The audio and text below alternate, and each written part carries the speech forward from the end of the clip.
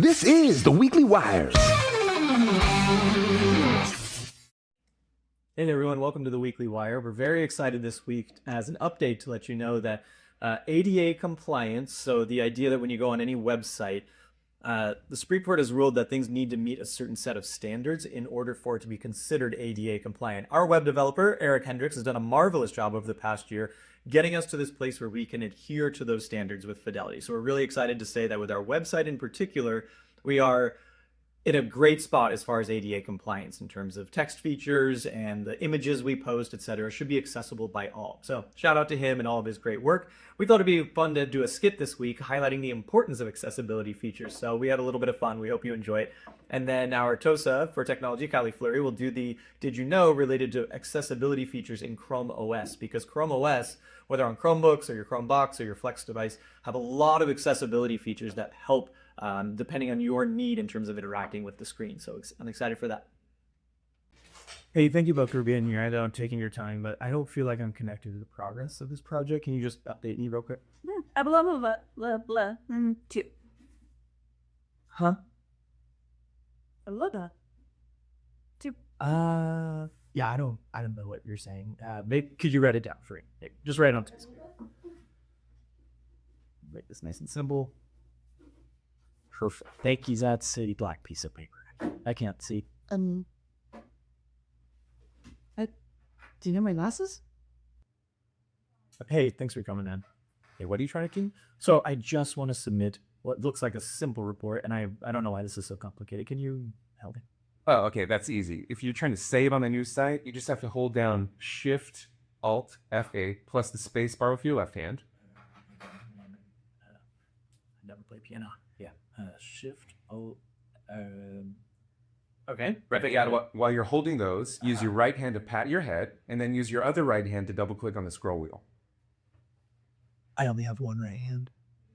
Ooh, the site's really designed for someone with at least 6. Okay. Well, I guess I can give it my best shot here. Okay. Have you considered using your toe to hit the tab? What?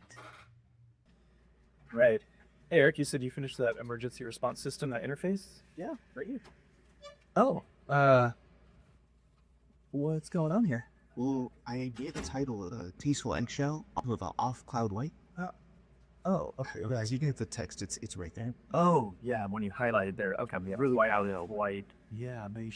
And so these are the two buttons for the project. You know, one of them sets up the emergency alert system. The other one orders pizza party just in case. Oh, Do you want to test it? yeah, okay. Well, you just have to click the green button. Okay. Okay. Is this font? What size is this? That's a 4-pixel font. 4 pixels? Okay. Your faith in me is enormous. All right, here we go. The green button. So Yeah, the problem. Okay. don't click the red. Right. Yeah, not the red one. Okay. I'm gonna click full on. That's. Yeah, you just ordered 50 pizzas. This is just Jim. Oh, that's the red one?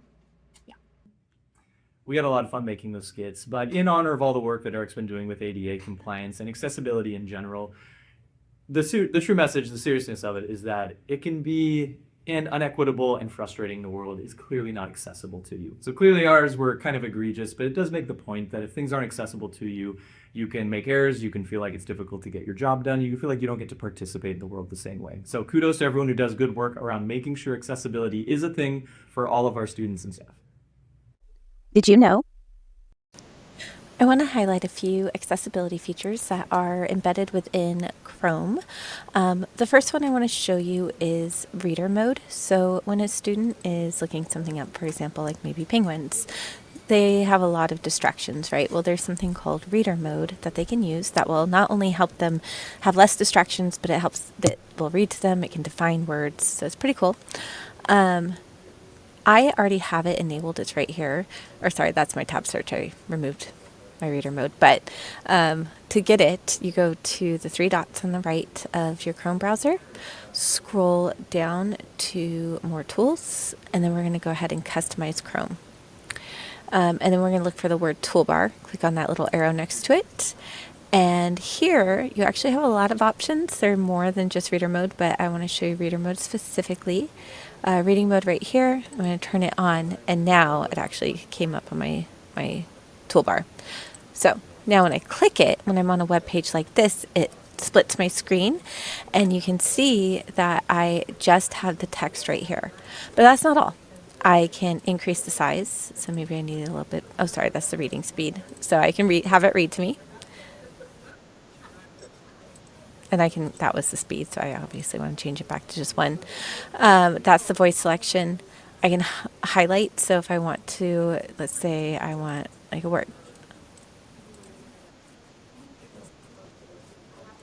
Okay. I can have links or not. I can increase the text size there. That's how I can reset it. I can change the background, kind of like on a reader, right? I can also change the line spacing and the word spacing. So just makes it a little bit easier for students to read.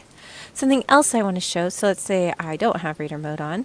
I can go down here. I have it enabled already. It's called Select to Speak, and that will let you read anything on the Chromebook. So not just a web-based, like a browser-based text. It would even do like a pop-up. But to get that, you're going to click here. You're going to go to accessibility. If you don't see it there, you need to go into the gear and then find accessibility, and you can actually show that option in the quick settings where mine is. You're going to go to text to speech, and you're going to enable select to speak. When you do that, you have this little like sound icon. To use it, you click it, you highlight, or like you draw a box around what you want it to read, let go, and it'll start reading. And same thing, you can go a little bit faster, you can change the reading speed, or you can just exit out. And you just keep doing that every time. You click it to enable, draw the box, and then you have access to stop and play. All right, I'm going to stop for now. The last one I'm going to show you is dictation. So let's say that I am in a Google Doc, and maybe I don't have the easiest time typing sometimes, or honestly I use it a lot just because I want to be able to get my sentence out without having to type it. So you turn it on same way by going to accessibility, and then if you have the quick link in your settings, it's right here, and just enable it on. When it's enabled on, you can click it, and now when you're on a document, sorry, I should click in. Now that you are on a document like I am, there we go. So you can see that it turned on, it made a little beep, and it had the little lines, and it is dictating what I'm saying. I can even say period. My next sentence is going to then form away from that period, because that's how readers work, similar to voice to text on your phone, period. I can even add exclamation points, exclamation point. I have a hard time with this, but you can say new line, and the next sentence should be on a new line. It doesn't always work for me, but if you get your words out there, you can always just stop the dictation by clicking on the microphone, and you can go through and add the new line if needed. All right, and then last thing, there is magnification as well here under the accessibility. I prefer the full screen magnifier, but oh, I'm sorry, I think I messed it up. I actually prefer the docked one. Hold on, there we go.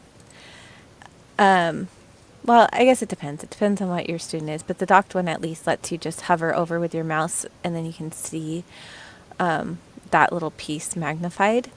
It depends on what works best for you or your student that is using this accessibility mode. And all these are, like I said, embedded within Chrome.